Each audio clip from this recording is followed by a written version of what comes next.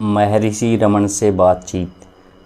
डाक तार विभाग, दिल्ली के वित्त सचिव श्री वर्मा ने पॉल ब्रंटन की पुस्तकें गुप्त भारत की खोज तथा गुप्त मार्ग पढ़ी हैं। उनकी स्त्री का निधन हो गया है, जिसके साथ उन्होंने 11 अथवा 12 वर्ष सुखमय जीवन व्यतीत किया था। अपने दुख में शांति की खोज में उन्हें पुस्तकों के अध्ययन से कोई शांति नहीं मिलती। उन्हें फाड़ देना चाहते हैं। उन्हें प्रश्न पूछने में रुचि नहीं है। वे केवल महर्षि के पास बैठने तथा उनके सानिध्य से जो शांति उपलब्ध हो सके प्राप्त कर लेना चाहते हैं। महर्षि ने मानव विचार मुद्रा में ही रुक रुक कर इस प्रकार कहना आरंभ किया। ऐसा कहते हैं, पत्नी अर्धांगिनी है, इस कारण पत्नी का वियोग अत्यंत दुखद है, किंतु यह दुख व्यक्ति के भौतिक दृष्टिकोण के कारण है। यदि दृष्टिकोण आत्मा को हो जाए तो यह लुप्त हो जाएगा। बृहदारण्यक उपनिषद कहता है, आत्मा से स्नेह होने के कारण पत्नी प्रिय है। यदि पत्नी तथा दूसरों का आत्मा से तादात्म्य कर लिया जाए तो दुख कैसे होगा। तथापि ऐसी विपत्तियां दार्शनिकों के मन को भी हिला देती हैं। गहन निद्रा में हम सुख का अनुभव करते हैं, तब हम पूर्ण आत्म भाव में रहते हैं। इस क्षण भी हम वैसे ही हैं। इस सुषुप्ति में न पत्नी थी और न अन्य थे और न मैं ही था। अब उनकी प्रतीति होती है तथा सुख दुख का भाव होता है। जो आत्मा गहन निद्रा में आनंदयुक्त थी, अभी भी अपने आनंद स्वरूप में क्यों नहीं रह सकती। निरंतर के इस आनंद में आत्मा का देश मिथ्या तादात्म्य ही एकमात्र बाधा है। श्रीमद् भगवत गीता का कथन है, अस्तः वस्तु का अस्तित्व नहीं, सत्य का कभी अभाव नहीं। इन दोनों की वास्तविकता तत्वज्ञानी पुरुषों द्वारा अनुभव की गई है। सत्य सदैव सत्य है, असत्य सदैव असत्य। फिर न उनका जन्म होता है और न उसकी मृत्यु, और न उसका अस्तित्व आगे के लिए होना बंद हो जाता है। अजन्मा, नित्य, शाश्वत, पुरातन शरीर के टुकड़े कर दिए जाने पर भी वह नहीं कटता है। इस प्रकार न जन्म है और न मृत्यु। जागृत जन्म है तथा सुषुप्ति मृत्यु। जब तुम दफ्तर गए थे अथवा जब तुम गहरी नींद में थे, तब क्या पत्नी तुम्हारे साथ थी? वह तुमसे दूर थी। तुम इस विचार से संतुष्ट थे कि वह कहीं है। अब तुम्हारा यह विचार है कि वह नहीं है। अंतर विचारों के अंतर का है, यही कष्ट का कारण है। पत्नी के अभाव का विचार कष्ट उत्पन्न कर रहा है। यह सब मन की दृष्टता है, यही सब मन की दुष्टता है। आनंद होते हुए भी साथी अर्थात मन स्वयं के लिए दुख उत्पन्न करता है, किंतु सुख और दुख मन की सृष्टि है। फिर मृतकों के लिए शोक क्यों? वे बंधन से मुक्त हुए। मन स्वयं को मृतकों से बांध रखने हेतु शोक की श्रृंखला गढ़ लेता है। किसी का देहावसान हो गया हो तो क्या, कोई नष्ट हो गया हो तो क्या, स्वयं को मारो, स्वयं को नष्ट करो। इस दृष्टि से किसी की मृत्यु के उपरांत कोई कष्ट नहीं होगा। इस प्रकार की मृत्यु का अभिप्राय है।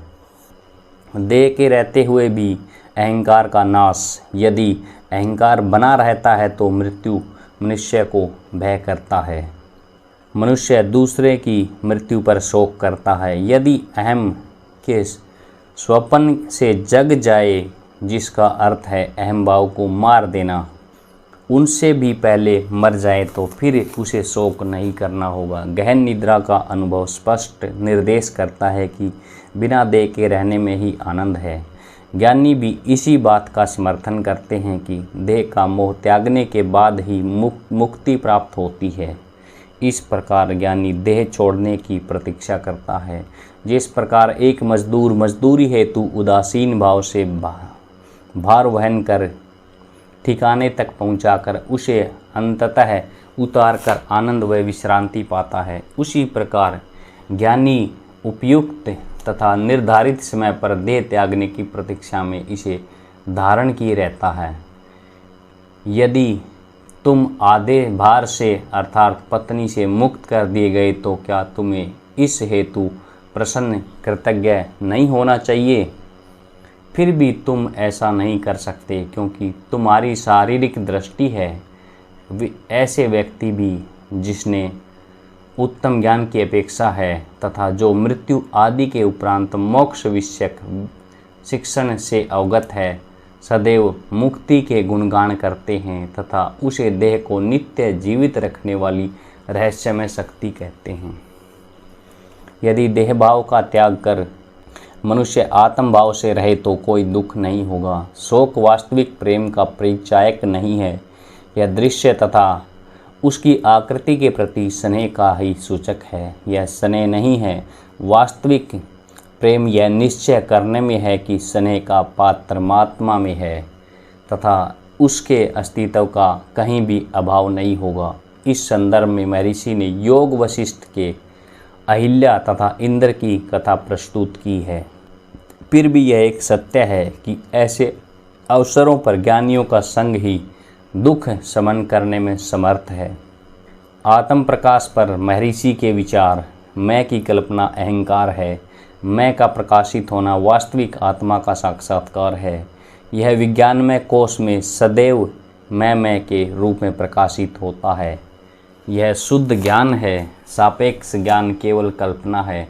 आनंदमय कोश का आनंद भी केवल कल्पना ही है।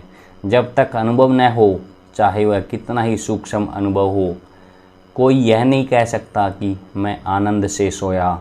अपनी बुद्धि से वह आनंदमय कोश का वर्णन करता है। बुद्धि की तरह निद्रा का आनंद भी व्यक्ति के लिए एक कल्पना मात्र है। तथापि सुषुप्ति के अनुभव की कल्पना अत्यधिक सूक्ष्म है। सापेक्ष ज्ञान के बिना अनुभव संभव नहीं है। आत्मा का सहज स्वभाव आनंद है। परम आनंद के साक्षात्कार में भी किसी न किसी प्रकार के ज्ञान को स्वीकार करना पड़ता है। यह सूक्ष्मतम से भी अधिक सूक्ष्म हो जाता है और भी सूक्ष्म हो सकता है। विज्ञान शब्द आत्म साक्षात्कार तथा भौतिक पदार्थों का ज्ञान दोनों ही अर्थों में उपयोग किया जाता है। आत्मज्ञान यह दो प्रकार से कार्य करता है। जब अहंकार से युक्त होता है वह वस्तुओं का ज्ञान होता है। अहंकार से मुक्त हो व्यापक आत्मा का साक्षात्कार करने पर भी इसे विज्ञान भी कहा जाता है। इस शब्द से एक मानसिक कल्पना का उदय होता है। इसी कारण हम कहते हैं कि आत्मज्ञानी संत अपने मन से जानता है किंतु उसका मन निर्मल होता है।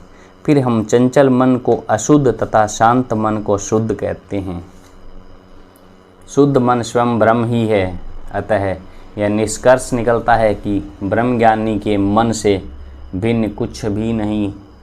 मंडूको उपनिषद के अनुसार ब्रह्म को जानने वाला ब्रह्म का आत्मा बन सकता है। क्या यह हास्यपद नहीं है? उसे जानने तथा वही हो जाना ये केवल शब्द हैं। ज्ञानी ब्रह्म है, बस इतना ही जानो। अपने अनुभव को व्यक्त करने हेतु मानसिक प्रक्रिया की आवश्यकता है। ज्ञानी निरंतर व्यापक में ध्यान मग्न रहता है। ऐसा कहा जाता है कि सृष्टिकर्ता सुख एवं अन्य ऐसे ध्यान से कभी भी विचलित नहीं होते। फिर इस प्रकार का ध्यान केवल शब्द ही है। उसका ध्यान कैसे होगा जब तक कि वह ध्याता तथा ध्याय में विभाजित न हो। बिना विभाजन हुए ध्यान कैसे संभव है? क्या आनंद में कोई क्रम हो सकता है? एक सरिता के सागर में समा जाने पर क्या हम उसी सागर जैसी सरिता कहते हैं? तब फिर हम उस ध्यान को जो अभंग है उसे अभंग अनंत का ध्यान क्यों कहते हैं? इस कथन को जिस भाव से कहा गया है उसी भावना से समझना चाहिए। अनंत में विलीन होना यही प्रकट करता है। आत्मज्ञान तथा आत्म साक्षात्कार भी इसी प्रकार का है। आत्मा नित्य प्रकाशित है। तब फिर इस प्रकाश से क्या अभिप्राय है? इससे मन के सक्रिय होने की मान्यता ध्वनित होती है।